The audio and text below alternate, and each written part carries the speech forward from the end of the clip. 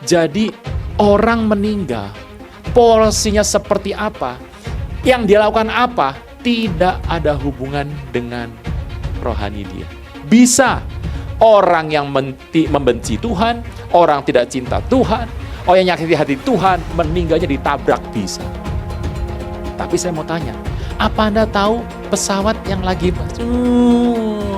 tiba-tiba hilang dan ditemukan sudah jatuh begitu, seluruh awaknya meninggal.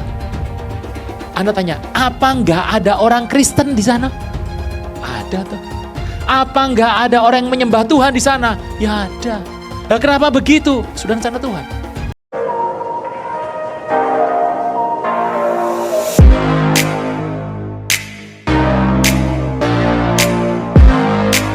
Shalom, sahabat John Pregado. Senang sekali bisa bertemu kembali dengan sahabat di channel ini. Terima kasih sahabat sudah setia mengikuti channel ini sampai hari ini. Saya berdoa kepada Tuhan, kiranya Tuhanlah yang membalas dan memberkati kita semua.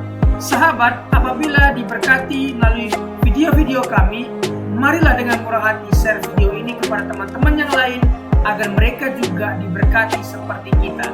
Hari ini kita akan dilayani oleh hambanya, oleh anaknya yang luar biasa, pasti akan memberkati kita. Oleh sebab itu, mari kita dengarkan pesan dan persiapkan alat tulis dan kelengkapan lainnya untuk sama-sama mendengarkan pesan penting yang akan dibagikan buat kita. Sebelum kita lanjut, jangan lupa sahabat untuk menekan subscribe dan juga berikan like dan juga share video ini.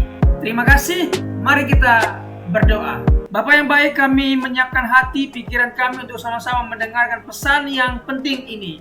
Berkatilah kami, sehingga kami boleh mengerti, mencatat, membagikan pesan ini kepada teman-teman yang lain. Berkati anakmu, hambamu yang akan membagikan pesan penting. Berkati sahabat John Pregado dimanapun berada. Terima kasih, kami siap mendengarkan pesan penting ini. Demi nama Yesus.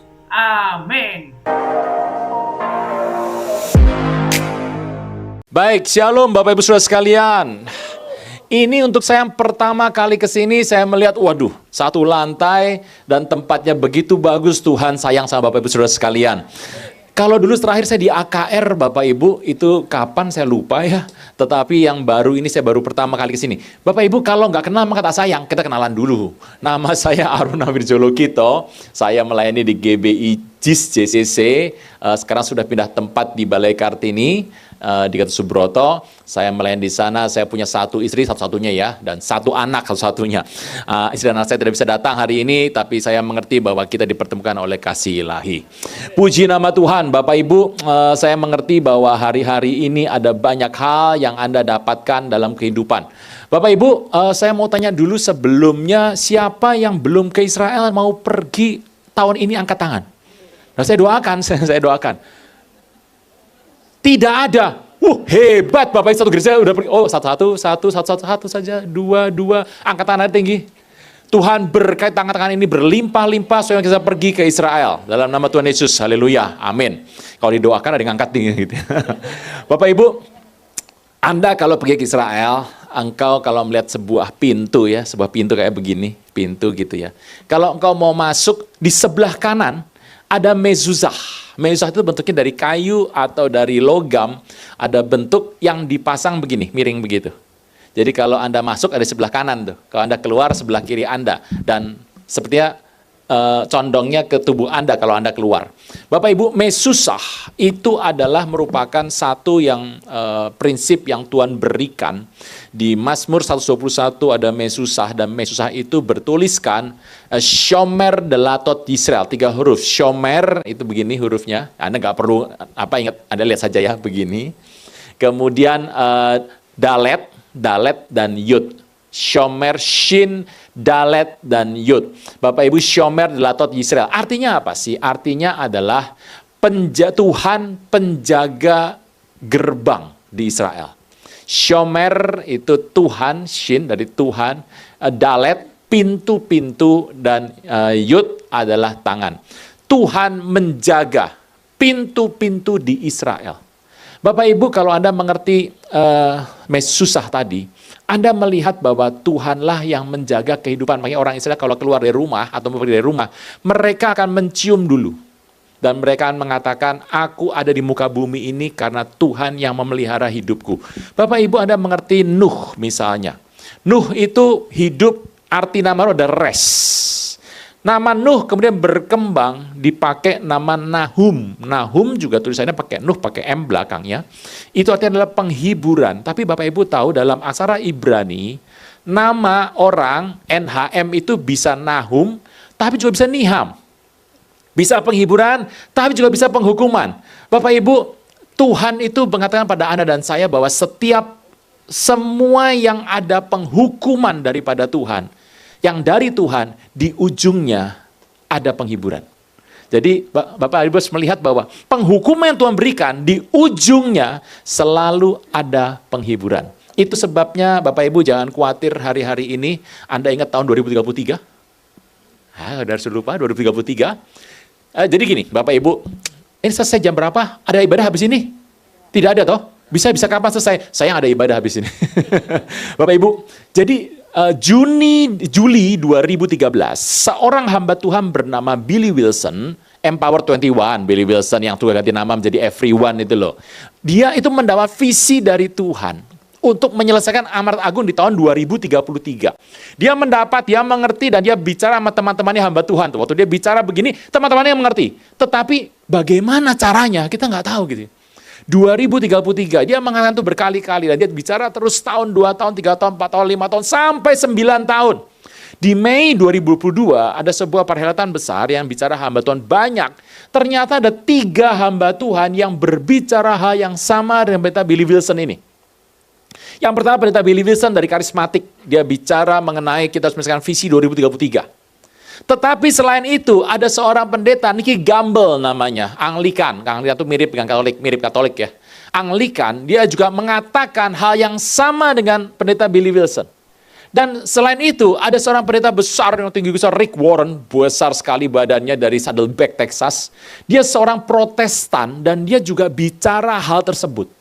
Bapak Ibu, 3 hamba Tuhan, Anglikan, Protestan, dan Karismatik, mereka berbicara hal tersebut. Saya melihat bahwa ini merupakan satu hal yang luar biasa, dan setelah itu kita sepakat, itu diwakili di muka bumi dengan 3 aliran besar ya.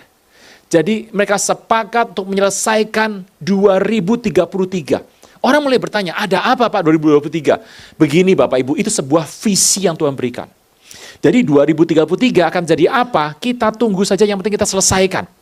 Anda mengatakan 2033 jadi apa Pak? Kau nggak ada jadi apa-apa gimana? Kau nggak jadi apa-apa, ya tambahkan 2035, 36, 40 gitu, tambahkan. Tetapi Tuhan katakan 2033 hal yang penting. Sebab kita sekarang sedang berjalan 2025 nih, 26, 27, 28, 29, 30. Itu adalah hal yang penting Anda untuk melihat, Anda memperhatikan, Anda memonitor adalah hal yang penting. Sebab di 2030 ada Great Reset. Tapi itu Great Reset ya, bukunya. Khotbah belum mulai khotbahnya. Great Reset adalah sebuah buku, warna biru tuh bukunya. Great Reset yang tulis ada Klaus Schwab. Penulisnya sekarang sudah masuk di pengadilan, sudah mau dipenjara apa belum, saya nggak tahu orangnya, tapi yang pasti sudah dicopot dari jabatannya karena dia korupsi. Bapak Ibu, Klaus Schwab menulis, riset yang dibuat di muka bumi itu apa saja, dari pendidikan, entertain, sosial, politik, budaya, semuanya entertain, di riset menjadi 0.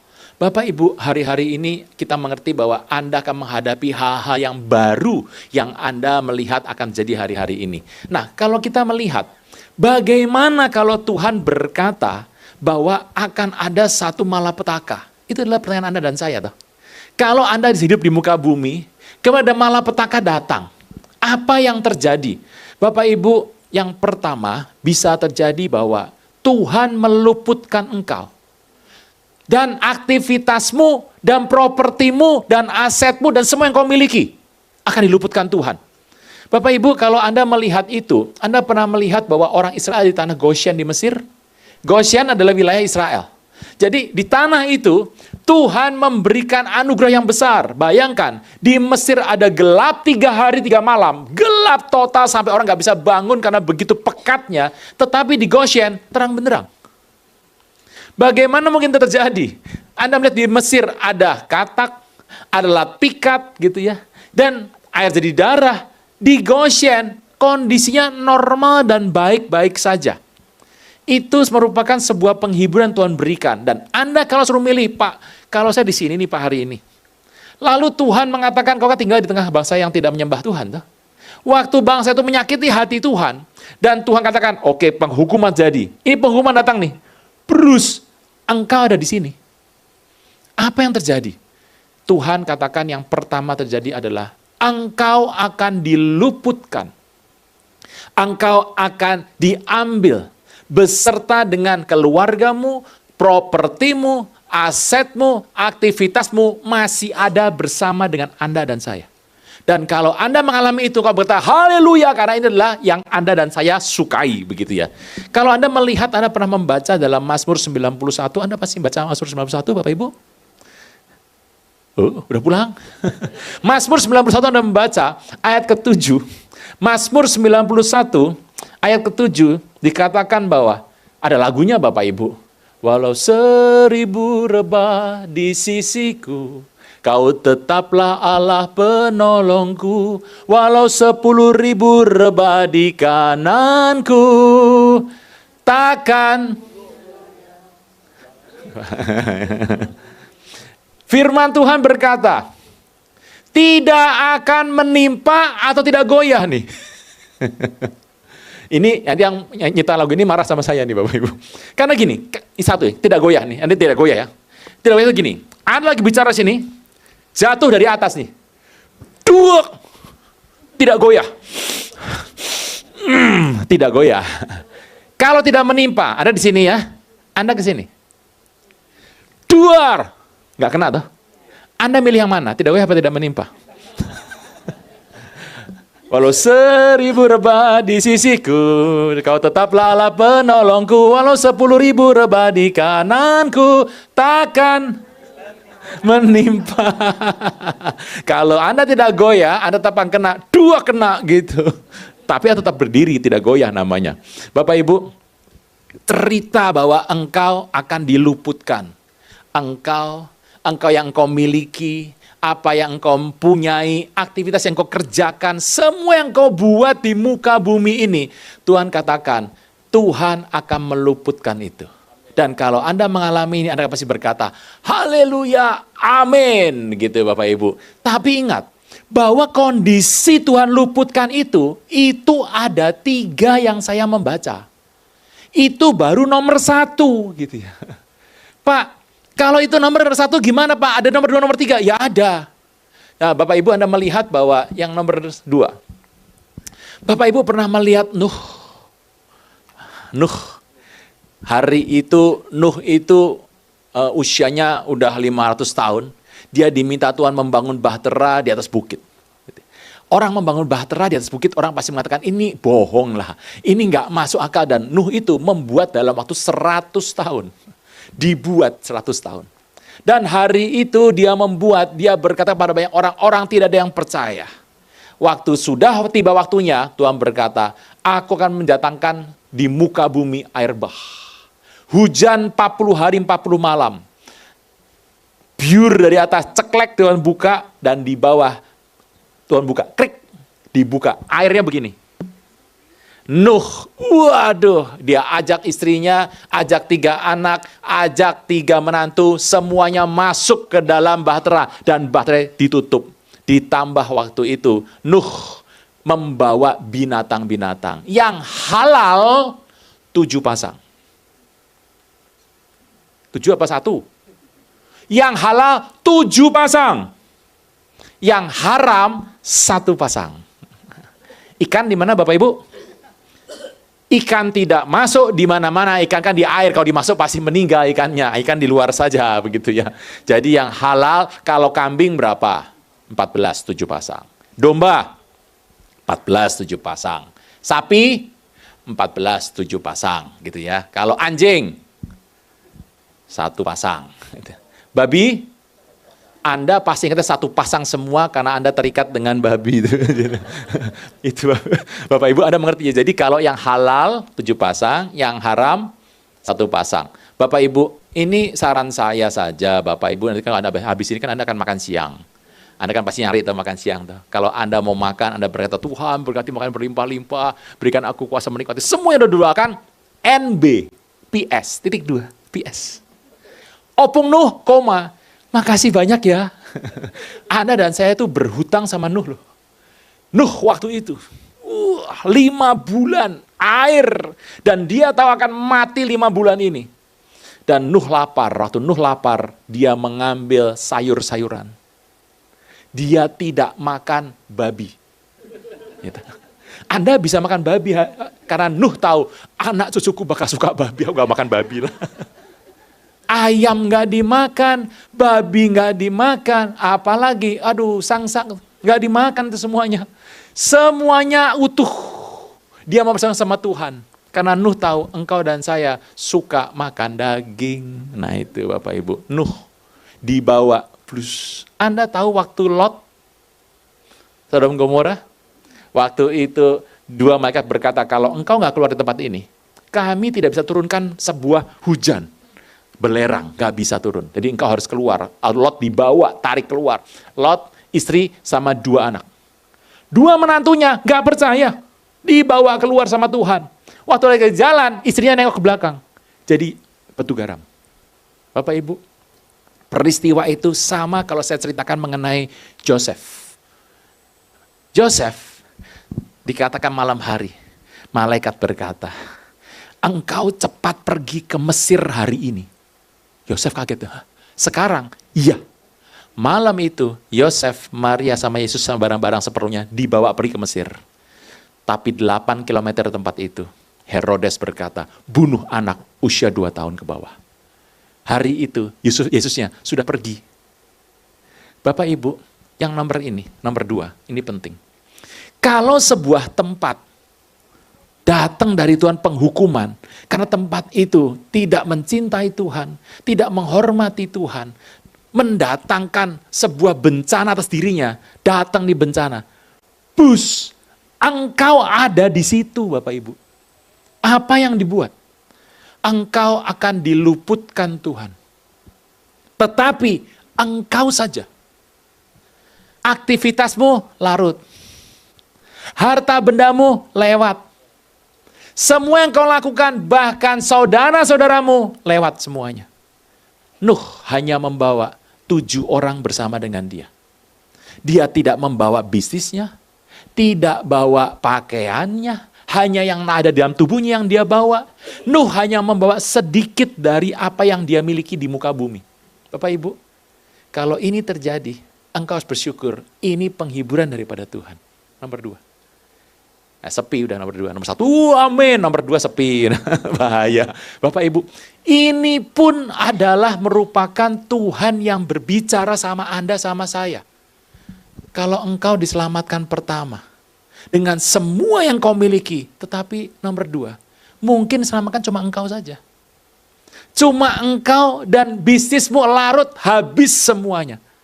Bapak Ibu, bagaimana menjelaskan ini? Satu peristiwa, Anda pernah mendengar mungkin, ada mobil kecelakaan di puncak. Udah lama waktunya. Itu turun tuh, rame tuh. 2 mobil turun, entah bagaimana supirnya waktu itu mungkin sedang dalam kondisi ngantuk atau tidak konsentrasi, tiba-tiba itu masuk ke jurang. Waktu itu turun terus mereka berteriak, satu di sebelah supir itu berteriak, Tuhan Yesus tolong. Waktu dia keluar, jatuh di rumput-rumput, mobilnya masuk ke jurang. Tidak ada yang selamat masuk. Yang selamat cuma sebelah supir.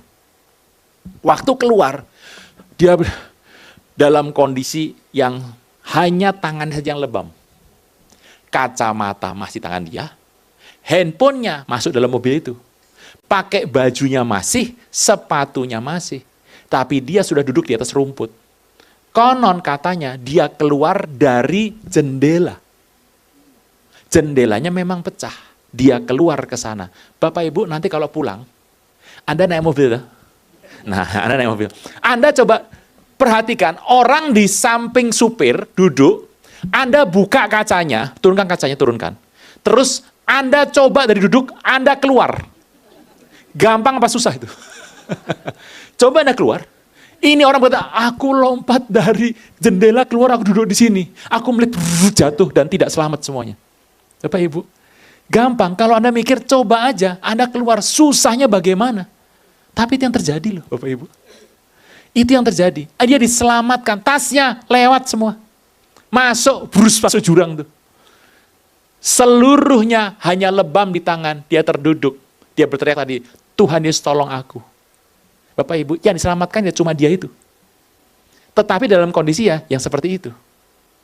Bapak Ibu, kalau ini terjadi dalam hidup Anda, engkau harus berkata, Tuhan baik.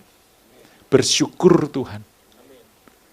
Pak, gimana terjadi? Saya salah apa? Nah, orang saya tanya gitu, salahnya apa? Nah, ada orang salah, ada orang tidak salah. Tapi kemuliaan Tuhan akan dinyatakan dalam hidup Anda. Bapak Ibu, satu, engkau mungkin diselamatkan. Ini yang paling senang karena orang duduk, nyender, popcorn di tangan tuh, nonton. Wah, jadi gempa di sana. Gunung meletus sampai nonton TV. Iya. Anda santai, karena apa? Kondisi Anda tidak mengalami apa-apa di situ. Tetapi kalau Anda mengerti bahwa Tuhan juga menyelamatkan orang, kondisinya seperti yang teman saya tadi itu, yang duduk sebelah orang itu. Bapak Ibu, kalau ini terjadi di hidup Anda berkata bahwa aku diselamatkan hanya diriku, tapi aktivitasku akan hilang. Benda-benda aku miliki akan hilang, tapi aku akan selamat. Itu juga dari Tuhan. Nah, cerita yang ini diangkat begini. Itulah cerita yang kita ambil dalam konteks rapture. Rapture itu Anda nggak kumpul-kumpul sama orang loh. Anda naik karena Anda sendiri. Naik sendiri, rapture naik. Anda naik tidak bawa baju Anda, tidak bawa sabuk Anda, nggak bawa sepatu Anda, bahkan nggak bawa kacamata Anda. Bahkan Anda nggak bisa bawa, Tuhan ajak dong ini pacar saya, nggak bisa. Tinggalkan semua, engkau naik sendiri. Konteks yang nomor 2 ini adalah konteks yang biasanya dipakai kalau orang itu sedang akan rapture. Gitu. Kalau konteks pertama apa? Konteks pertama yang 1000 rebah dan 10.000 yang tidak akan goyah tadi loh, Anda doakan, bukan saya doakan. Bapak Ibu Anda mengerti? Jadi pertama akan terjadi seperti yang nomor 1. Engkau akan melihat semuanya dengan baik. Dan kita paling suka yang itu. Tapi siapa kita boleh milih? Mungkin Tuhan bicara nomor 2. Kalau nomor 2 terjadi, Anda mau bilang apa? Anda juga nggak bisa tahu kapan terjadinya kok. Situasinya apa Anda juga nggak tahu. Tetapi kondisi itu, kalau itu terjadi dalam hidup Anda cuma bisa mengucap syukur sama Tuhan dan berkata, Tuhan Yesus sungguh baik. Tapi nomor 3 lebih gak enak lagi nih Bapak Ibu. Bapak Ibu tahu seorang bernama Nabi Yeremia. Masih muda tuh Yeremia. Yeremia itu adalah seorang nabi yang dipanggil Tuhan. Usianya mungkin di akhir belasan atau di awal 20-an usianya. Yeremia itu nabi muda, Yeremia itu nabi penting lah. Tuhan pernah berkata begini sama murid-muridnya. Kata orang, siapakah anak manusia? Kata Tuhan Yesus. Dan muridnya berkata, oh engkau itu adalah Nabi Elia. Engkau Yohanes Pembaptis, engkau adalah Yeremia. Yeremia loh. Waktu itu dikatakan inilah zaman generasi Yeremia. Waktu itu saya pertama kali mendengar Yeremia, saya berkata, Yeremia nggak salah ya. Ya generasi sekarang itu jadi Nabi Yosua, oke, gitu. Yoel, ada yang bilang Yoel, oke. Tapi Yeremia apa ya? Kenapa Yeremia? Yeremia adalah seorang nabi muda. Waktu Tuhan bicara sama Yeremia, dia diberikan beberapa penglihatan. Dia berkata, apa yang kau lihat? Dah, kau lihat semua. Lalu Yeremia dipanggil sama Tuhan. Yeremia setuju dipanggil sama Tuhan. Tetapi Yeremia masih muda, dia kemudian berkata dia mau cari staris atau wakil. Starisnya bernama Baruk bin Neria, wakilnya Yeremia.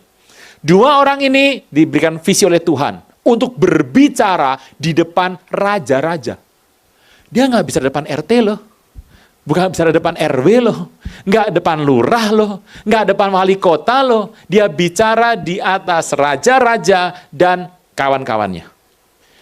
Raja-raja yang memerintah pada zaman Yeremia ada, itu jumlahnya sekitar 5 atau 6 raja. Raja-raja yang memerintah pada hari itu, dan Yeremia itu bertugas bicara sama raja, bahwa raja engkau harus bertobat. Pemimpin Israel engkau harus bertobat. Engkau harus mengerti Tuhan bicara satu hal dalam hidup Anda. Dia bicara terus, tetapi kondisinya raja nggak mau dengerin. Raja-raja nggak mau dengerin. Orang-orang raja juga akan mencemooh dia. Satu hari Yeremia tidak bisa pergi, Baruknya pergi. Terus dipanggil. Yeremia bicara apa? Bicara ini. Bacakan. Dibacakan. Atau dibacakan. Raja berkata, oh, sudah selesai? Sudah. Bawa sini. Kertasnya itu diserut dalam api dan dibuang. Baca lagi. Dibaca. Selesai? Bawa sini. Diserut, dibuang. Dan akhirnya habislah itu. Bapak Ibu, konteks Yeremia dipakai oleh Tuhan di muka bumi. Kita lihat nggak ada hasilnya kok yang kita lihat. Yeremia terus bicara pertobatan demi pertobatan. Yeremia bicara berkali-kali. Apa yang terjadi? Orang nggak mau dengar. Setelah berkali-kali Yeremia bicara, di akhir Yeremia bicara, raja nggak mau dengar. Dan terjadilah Raja Babel masuk dan menghancurkan generasi kaum Yehuda. Waktu dihancurkan, rajanya berkata, lebih baik kita ngungsi ke Mesir. Bawa Yeremia. Yeremia ngikut dibawa ke Mesir. Sampai di Mesir, wah kalah. Sosialnya payah. Yeremia meninggal di Mesir. Bapak Ibu, Anda mengerti kalau Anda melihat Yeremia seperti itu. Saya mau tanya, apakah Yeremia berhasil? Enggak. Apa berhasilnya? Dari dia hidup sampai dia meninggal, tidak ada hasil di mata manusia. Tapi di mata Tuhan, saya mau tanya, Yeremia berhasil apa gagal? Berhasil, namanya ada kok Yeremia kok. Yeremia itu berhasil di mata Tuhan sebab dia melakukan seluruh kehendak Tuhan.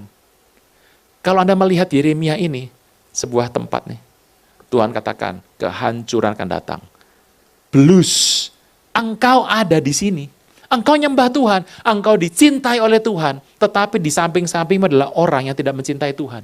Waktu terjadi, blues, kemungkinan engkau juga akan meninggal. Tetapi itulah rencana Tuhan. Yang nomor 3 ini, jarang orang mau dengar, apalagi mau terima. Benar tuh? Enggak ada, pulang semua Bapak. Dari kisah ini, saya menangkap satu hal. Bahwa orang-orang percaya Tuhan, yang hidup, yang ada di antara Anda dan saya hari-hari ini, kita mengerti bahwa cara Anda meninggal tidak ada hubungan dengan kerohanian Anda. Tidak ada. Orang ini orang keren Pak, orangnya hebat Pak, wah dia meninggalnya Pak, wah lagi berdiri, dia bersila duduk dan berkata, Tuhan meninggal. Wah itu keren Pak, bagus. Ya begitu. Lah kalau yang digebukin orang Pak, dibunuh orang Pak, itu pasti Pak pernah maling. Kalau gitu ada ngatain para rasul dong. Rasul-rasul Tuhan Yesus yang matinya kondisinya enak tanda kutip nih. Tapi sebelum mati digoreng dulu di minyak panas. Bapak Ibu digoreng minyak panas, rambutnya Yohanes lepas. Kulitnya hancur, matanya buta, dia sudah kondisi sudah habis-habisan dan dia ditaruh dibuang ke tempat yang sangat kering ke Pulau Patmos. Dibaringkan bukan di kasur, bukan seranjang yang empuk, bukan, tapi di atas batu. Dia ditaruh di sana dan dia meninggal di usia yang sudah lanjut dalam kondisi yang normal. Normalnya digoreng di minyak panas tuh. Seluruh rasul-rasul yang ada, semuanya disiksa, dibunuh, kondisinya Anda nggak bisa tahu seperti apa. Bapak Ibu, kalau saya mengatakan seperti ini, terhadap saya juga nih. Jadi orang meninggal, porsinya seperti apa, yang dia lakukan apa, tidak ada hubungan dengan rohani dia. Bisa orang yang membenci Tuhan, orang tidak cinta Tuhan, orang yang nyakiti hati Tuhan, meninggalnya ditabrak bisa. Tapi saya mau tanya, apa Anda tahu pesawat yang lagi tiba-tiba hilang dan ditemukan sudah jatuh begitu, seluruh awaknya meninggal. Anda tanya, apa nggak ada orang Kristen di sana? Ada tuh. Apa nggak ada orang yang menyembah Tuhan di sana? Ya ada. Nah, kenapa begitu? Sudah rencana Tuhan. Bapak Ibu, ini sebuah pesawat nih. Intinya begini, iblis akan menghancurkan pesawat ini. Lalu masuklah orang-orang yang tidak mencintai Tuhan. Masuk sana semua. Yang mencintai Tuhan tapi sudah selesai. Saya belum selesai Pak, saya belum. Jangan lihat saya Pak. Sudah selesai. Yang sudah selesai, masuk situ. Masuk. Lalu berangkat. Yang mencintai Tuhan tapi belum selesai, terlambat. ngomel ini gimana kurang 5 menit kamu nggak buka jalan, kalau saya terlambat pesawat kamu, waduh 1 jam saya masih tunggu loh, ngamuk, segala macam. Lalu pesawatnya berangkat dan hilang. Setelah ditemukan semuanya sudah menjadi mayat, dia berkata, aduh untung aku nggak ikut naik pesawat itu loh. Bapak Ibu, kondisinya sekarang kalau ditanya siapa yang di pesawat itu, orang yang membenci Tuhan, orang yang mencintai Tuhan ada di sana, orang yang nggak tahu Tuhan juga ada di sana, meninggal semuanya. Sebab Tuhan berkata, kalau ini sudah meninggal, dibagi. Yang membenci Tuhan, Tuhan ambil ke sana. Yang mencintai Tuhan, kumpul di Firdaus. Bapak Ibu, peristiwa ini menggambarkan bagi Anda dan bagi saya. Kondisinya ada orang yang mencintai Tuhan yang meninggalnya enak ada. Tetapi ada juga yang meninggalnya tidak enak. Itu sama dengan orang yang membenci Tuhan. Ada yang meninggal tidak enak, tapi ada yang meninggalnya enak-enak aja ada. Bapak Ibu, Anda nggak bisa lihat, Anda nggak bisa tahu. Karena semua itu Tuhan tetapkan dalam sebuah peraturan Tuhan yang tersembunyi bagi Anda dan bagi saya. Amin. Bapak Ibu, jadi porsi apa yang harus saya lakukan hari-hari ini? Bapak Ibu sudah mengerti, hari ini yang Tuhan inginkan adalah engkau melakukan pekerjaan yang satu saja. Tugas Tuhan sama saya sama Anda cuma satu, Bapak Ibu. Firman Tuhan berkata amanat agung. Seraya engkau berangkat pergi, sampai engkau berjalan lewat. Seraya engkau pergi berjalan lewat, muridkanlah semua bangsa. 2. Baptislah mereka dalam nama Bapa, Anak, dan Roh Kudus. Bukan nama Bapa, nama Anak, nama Roh Kudus, bukan loh. Dalam nama, nama Bapa, Anak, Roh Kudus. Satu nama. Nama Yesus, baptis. 3. Ajarlah mereka melakukan sesuatu yang perintahkan pada kamu. 3. Kalau Anda melakukan 3 hal ini, satu Tuhan katakan, satu semuanya. Ketahuilah, sebab aku akan menyertai engkau senantiasa, senantiasa, senantiasa, senantiasa, sampai pada zaman akhir. Bapak Ibu, nah itulah yang harus Anda dan saya kerjakan. Jadi hari ini kalau Anda melihat firman ini, saya mengerti bahwa oh ternyata cara orang wafat tidak ada hubungan dengan rohani. Bapak Ibu, saya pernah berkhotbah di satu tempat, di Jakarta Barat juga. Waktu saya mau datang khotbah situ, terdengarlah sebuah pertentangan di antara pengerja. Sebab pengerja itu ada yang pesawatnya jatuh dan saudaranya cinta Tuhan ada di pesawat itu. Kemudian orang mulai berkata-kata, ada yang bilang, ya sudah rencana Tuhan. Dia bilang, tidak, itu gini, segala macam terjadi, tuduhan demi tuduhan terjadi. Waktu saya datang sana, saya bawakan mengenai konsep penghukuman Tuhan. Penghukuman Tuhan, selalu Anda akan melihat terang di sana. Penghukuman Tuhan, tidak dihukum selesai, tidak. Selalu Anda melihat terang Tuhan di sana. Terang Tuhan di sana. Dan terang Tuhan itu adalah jawaban bagi Anda dan bagi saya. Bapak Ibu, hari ini kita ada di tahun 2025. Akan menyelesaikan tahun ini, tahun depan sudah tinggal 7 tahun nih. 2033 tinggal 7 tahun. Anda akan terus lari ke sana. Bapak Ibu, Anda mengerti bahwa firman Tuhan telah diberitakan. Engkau harus mengerti bahwa di muka bumi ini semuanya Anda akan tinggal. Tuhan hanya memberikan engkau mungkin dilepaskan, engkau dan seluruh yang kau punya, atau akan dilepaskan engkau saja, atau engkau tidak dilepaskan. Engkau menunggu nanti setelah engkau wafat. Bapak Ibu, dari kisah ini kita mengerti. Tuhan menyembunyikan banyak hal dalam hidup ini bagi Anda dan bagi saya. Firman Tuhan berkata bahwa kita harus bekerja selama hari masih siang. Akan tiba malam. Bapak Ibu, mumpung masih siang, ayo kerja. Tuhan itu menjadi seorang yang besar dalam hidup Anda, Tuhan yang memerintahkan hidup Anda lakukan semua ini. Terpujilah nama Tuhan. Bangkit berdiri, Bapak Ibu sudah selesai. Belum bisa, jam segini Pak, udah selesai. Bapak Ibu, ayo.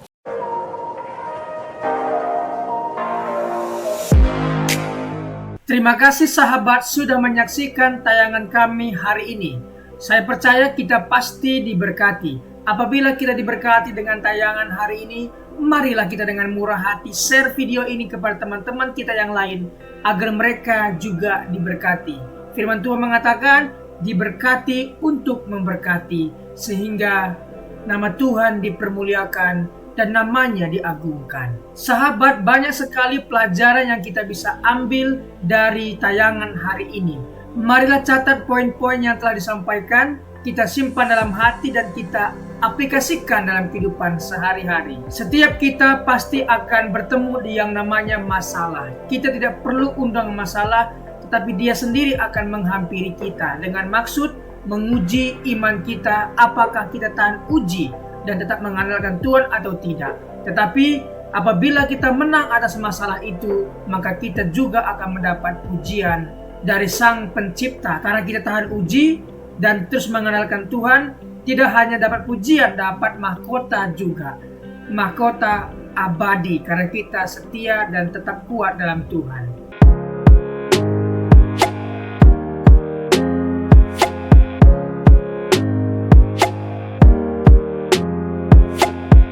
Shalom, dalam kesempatan kali ini kita akan belajar satu tema yang tentu pasti akan memberkati kita, yaitu memilih yang benar.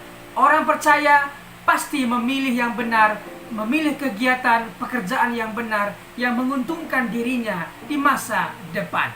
Apabila hari libur, apakah yang akan kita lakukan?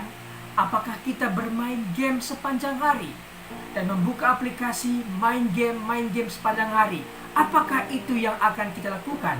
Orang percaya pasti menggunakan waktu yang sangat bijak.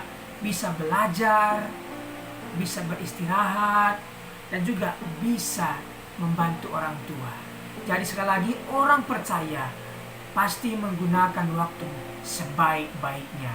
Dia belajar, dia juga beristirahat, dan dia juga membantu orang tua, membantu orang-orang di sekitarnya. Sekali lagi, orang percaya pasti memilih yang benar. Ingat, 3B.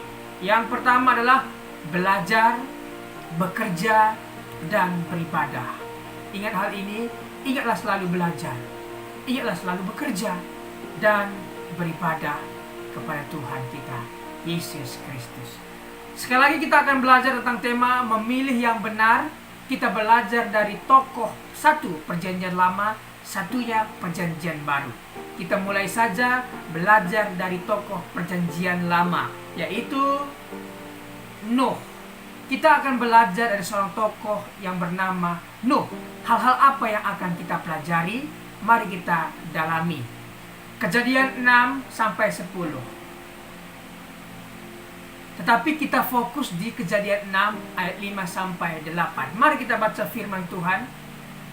Ketika dilihat Tuhan bahwa kejahatan manusia besar di bumi dan bahwa segala kecenderungan hatinya selalu membuahkan kejahatan semata-mata, maka menyesallah Tuhan bahwa ia telah menjadikan manusia di bumi dan hal itu memilukan hatinya.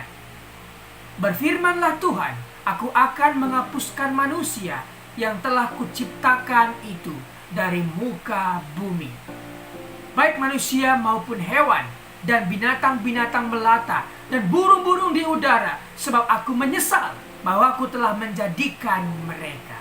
Tetapi Nuh mendapat kasih karunia di mata Tuhan. Mari kita pelan-pelan mempelajari ayat ini. Pertama, ketika dilihat Tuhan dari sorga, Tuhan melihat ke bumi dan dia melihat dan mendapati kejahatan manusia besar di bumi dan bahwa segala kecenderungan hati manusia selalu membuahkan kejahatan semata-mata. Di sini kita tahu bahwa alasan Tuhan marah itu karena ulah manusia. Kita lihat ulah manusia ini mengakibatkan hal apa saja.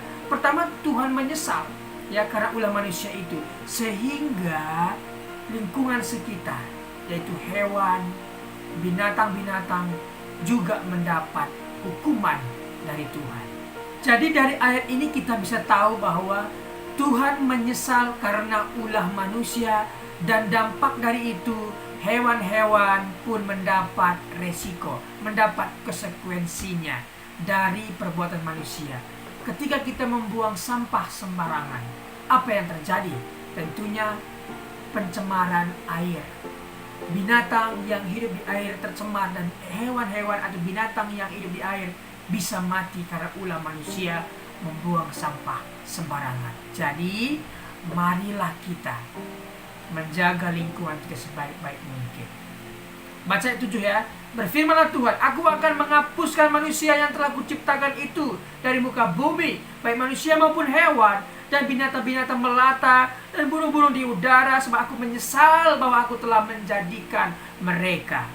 Tuhan menyesal karena manusia, karena itu hewan pun kena dampaknya. Tetapi Nuh mendapat kasih karunia. Mengapa Nuh mendapat kasih karunia? Mari kita dalami. Siapa Nuh? Nuh adalah orang yang benar di mata Tuhan. Ingat, orang benar belum tentu benar di mata Tuhan. Tetapi orang yang dibenarkan Tuhan, yang sudah diampuni Tuhan, dimaafkan Tuhan, dihapuskan Tuhan dosanya, dibenarkan oleh Tuhan karena dia percaya, dan saya percaya kepada Tuhan dan kemudian saya dibenarkan, maka orang benar ini mestinya melakukan hal-hal yang benar yang menyenangkan hati Tuhan. Seperti Nuh. Nuh benar di mata Tuhan dan dia mendapat kasih karunia dan dia dibebaskan dari malapetaka kedahsyatan air bah. Oke, kita belajar lebih dalam lagi.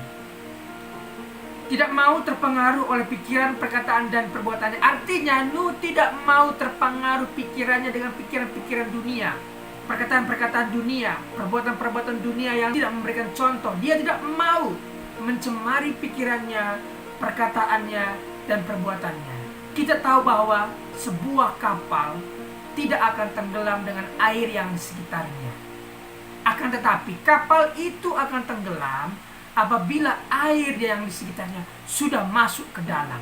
Artinya kita tidak akan bisa terpengaruh apabila kita tidak mengizinkan perkataan-perkataan orang masuk ke dalam pikiran kita. Jadi pikiran kita ini adalah sebuah aset, sebuah properti yang sangat berharga. Jangan kita mau dikotori, dirusak properti kita oleh perkataan-perkataan orang. Jangan sekali-kali mengizinkan hal itu masuk ke alam pikiran kita. Tetapi mari kita pikirkan yang ada di atas, yang di sorga, yang indah, yang mulia. Itulah yang dilakukan oleh Nuh, sehingga Nuh berkenan di mata Tuhan. Senantiasa hidup bergaul dan beriman kepada Allah. Orang yang sudah dibenarkan oleh Tuhan, maka senantiasa dia bergaul dan beriman kepada Tuhan. Apa yang dia lakukan, yang ada di Alkitab yang benar, perkara-perkara yang baik, itulah yang kita lakukan. Memang dalam Alkitab banyak sekali peristiwa, banyak sekali kejadian dituliskan untuk satu hal, informasi, satu hal lagi, pengajaran. Jangan kita menjadikan informasi itu dari pengajaran, tetapi carilah pengajaran yang menguatkan kita. Oke? Yang berikutnya, menjadi berkat dan contoh bagi keluarganya dalam ketaatan, kesalehan, iman, dan perbuatan baiknya. Nuh menjadi berkat dan contoh bagi keluarganya dalam ketaatan, kesalehan, iman, dan perbuatan baiknya. Jadi seorang bapa, seorang kepala rumah tangga harus mengikuti teladan yang diberikan Nuh kepada anak-anaknya, menantunya, bahkan istrinya. Inilah contoh yang memilih dengan benar. Berikutnya kita belajar dari seorang tokoh di Perjanjian Baru, yaitu Paulus. Hal apa yang akan kita pelajari? Kisah Para Rasul 9 ayat 1-6. Kita akan membaca dalam Kisah Para Rasul 9 ayat 1-2. Sementara itu berkobar-kobar hati Saulus untuk mengancam dan membunuh murid-murid Tuhan.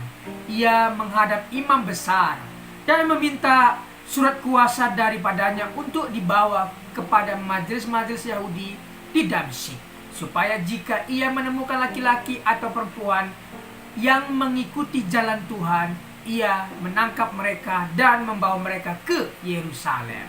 Siapa Paulus? Paulus memiliki doktrin yang begitu keras. Ajarannya menyakiti orang lain adalah salah. Tapi Paulus merasa benar. Ketika dia menyakiti orang lain, ketika dia menangkap pengikut Tuhan dan menjebloskan ke penjara, menganiaya, dia merasa benar akan hal itu. Tetapi sekali lagi, ajaran yang menyakiti orang lain adalah salah. Tuhan tidak pernah mengajarkan, bahkan agama-agama di dunia tidak pernah mengajarkan menyakiti orang lain adalah benar. Tidak, tetapi menyakiti orang lain adalah ajaran yang salah. Orang yang bertemu dengan kebenaran, Yesus, pasti melakukan dan memilih yang benar. Kita lihat, Saulus yang begitu bengis, begitu keras, begitu kejam, ketika bertemu dengan Tuhan Yesus, dia menjadi lunak, dia menjadi bertobat, dan dia menjadi orang yang memilih yang benar. Sekali lagi, orang yang telah bertemu dengan Tuhan Yesus pasti berubah. Jadi sahabat, apabila sahabat punya nenek, kakek, bapak, ibu, apapun itu, bawa mereka dalam doamu, doakan mereka. Ketika mereka bertemu dengan Tuhan, maka mereka akan berubah. Jadi sekali lagi, orang sekeras apapun, sebejat apapun, sebengis apapun, ketika dia bertemu dengan Tuhan, pasti lunak dan mengalami perubahan yang luar biasa. Contohnya adalah Paulus ini. Paulus memilih untuk menjadi pelayan Tuhan. Ketika dia bertemu dengan Tuhan, dia dibutakan dan dia di sana bertobat, berpuasa, kemudian dipulihkan, disembuhkan butanya, dan akhirnya dia memilih menjadi pelayan Tuhan. Memang Tuhan telah memilih dia dan menyiapkan dia menjadi penginjil luar biasa. Paulus menjadi penginjil yang luar biasa. Dari 27 kitab perjanjian baru, 13 diantaranya Pauluslah yang menulis atas ilham yang Tuhan berikan kepadanya. Jadi sahabat, orang yang telah dipilih Tuhan pasti memilih yang benar. Orang yang dibenarkan Tuhan pasti melakukan hal-hal yang benar, yang tentunya menyenangkan hati Tuhan. Terima kasih sudah mengikuti pengajaran hari ini. Hari ini kita belajar dari seorang tokoh bernama Nuh dan juga Paulus. Terima kasih.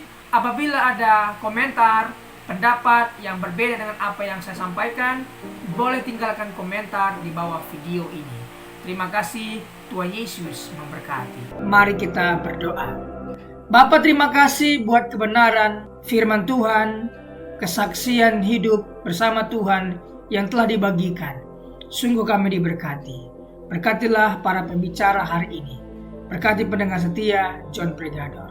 Terima kasih Tuhan. Demi nama Tuhan Yesus. Amin.